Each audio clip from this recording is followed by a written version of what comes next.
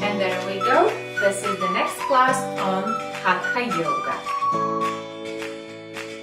And my name is Rasa. I'm Open Yoga teacher. We meet on the site yogaopenyoga.com, where you can learn yoga from very basics and step by step. There's a whole course on Hatha Yoga, and there you can explore a lot of things. Last time we talked about the Patanjali and his work, Yoga Sutras, or yoga aphorisms or yoga quotes, as you wish.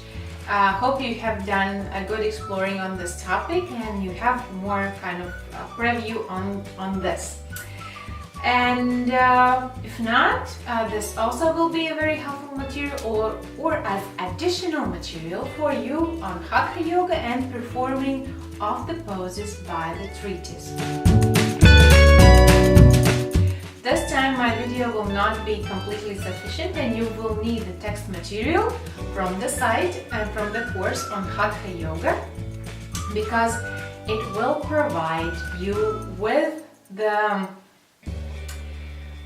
poses, the Hatha Yoga poses and their description according to the treatise. There is Hatha Yoga narrative, and the Open Yoga School offers you the translation in English for you to explore it.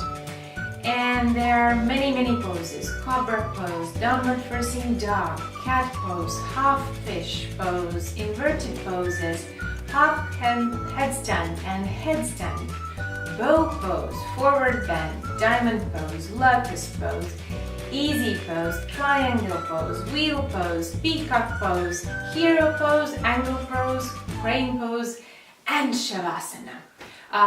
Some more material might be there too, and it is a very good thing to try these poses one after another, little by little, just to kind of get the notion.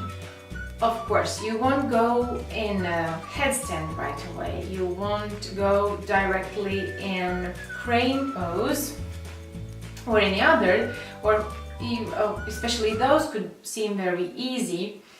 I had a person I know, and he was,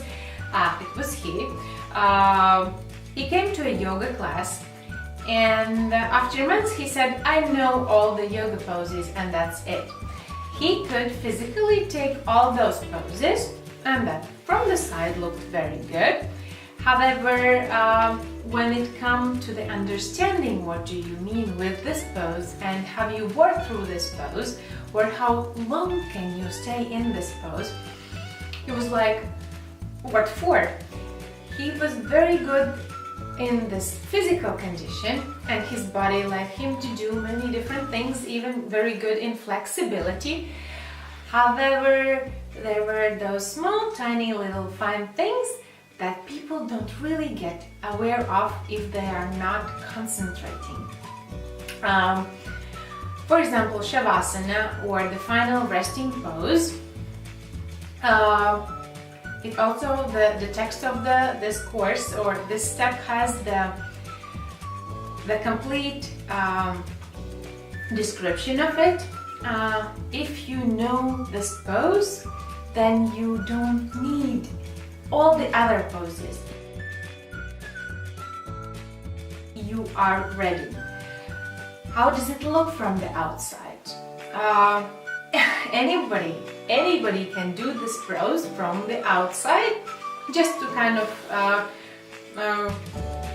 create impression that you are doing the pose. You lay on the back straight, hands a little bit apart from the body, and you are straight, and just close your eyes, and that's it. But the meaning of this pose, the way it's done, how you relax your entire body, where do you start, where do you go, that you let your mind go. There are no thoughts during this process. That's the most difficult thing to do. As you know, that step number 8 in the Patanjali is the moment when there are no thoughts, nothing is weighing on your consciousness. And this is the top of the tops. Thereby, you must master all the poses step by step. The same with the Patanjali 8 steps. Of course, it would be perfect if you would say, oh, I mastered the first step, now I'm on the step 2. Oh, I finished the step 2 and now I am on the step 3 on asanas. And this is all I do, and when I'm done I go to pranayama yoga and I breathe. However, if even when you are focusing on one stage, you have all of this mixture. Maybe you are very good in asanas, but there are still some things from the step 1 and 2, or even if you are good kind of in a physical way, completely fail on the stages 1 and 2. Of course, this is not completely correct, because those in asana there is not only the physical aspect that I can take a certain position and stay in this position for a specific period of time. The same is with the mastery of the pose, and it's like if you do the pose for a certain time and your body starts to feel wonderful, your back is feeling great, your shoulders, your neck, your mood is great, and then you stop, you think, oh, I have reached this very essence and I'm fit, I don't need this asanas anymore. And for a little bit while, you are doing great, but after that, you're again falling down. There is the specific stage when you reach the top and you don't need this pose anymore. So there will be no failures, no going back. But if you are on the slope of the hill and you are not on the very top, that you stay there very strongly, then that doesn't help. It gives you some time surplus, but that's not enough. Your success in yoga is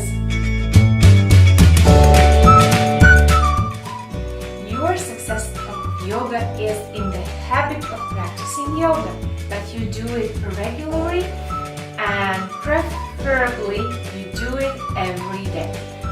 You can come to the moment when all you do is yoga. You work, you rest, you study, you have the kids, you have the family relationships, you sleep. Whatever you do, you can turn this activity and bringing you to this highest goal of the freedom. But let's stay at this moment for the Hatha yoga level, and your habit to practice is the only way to tell that you are successful in yoga.